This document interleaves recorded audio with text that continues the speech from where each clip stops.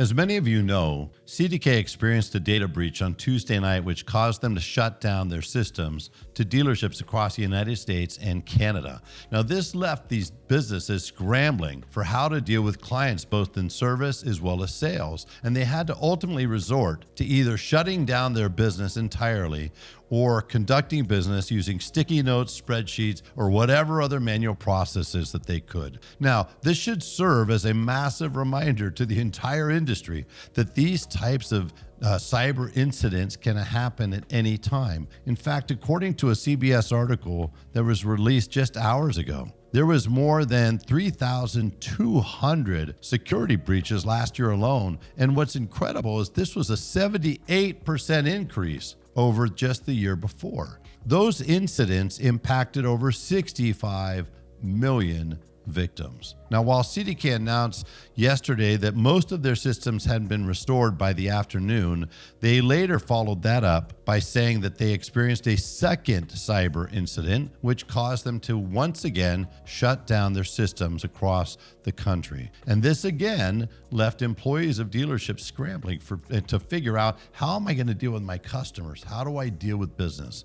And they had to again make the decision to either shut down their business or simply figure out how to do what they can with what they had. Now, what kind of data was compromised by this incident?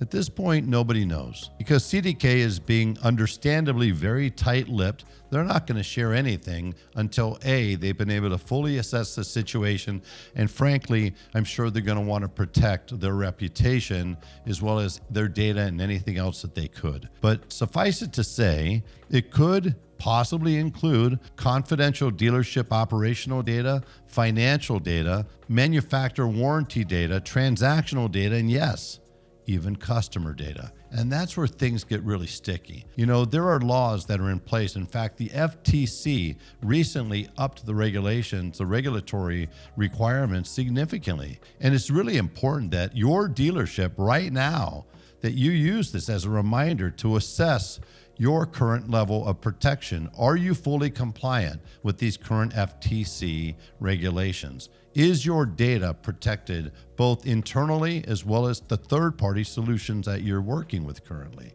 So do a quick assessment because it's absolutely worth it and it's necessary. Now, what's going to happen from here? We're going to have to stay tuned. Nobody knows. I don't even know if CDK knows.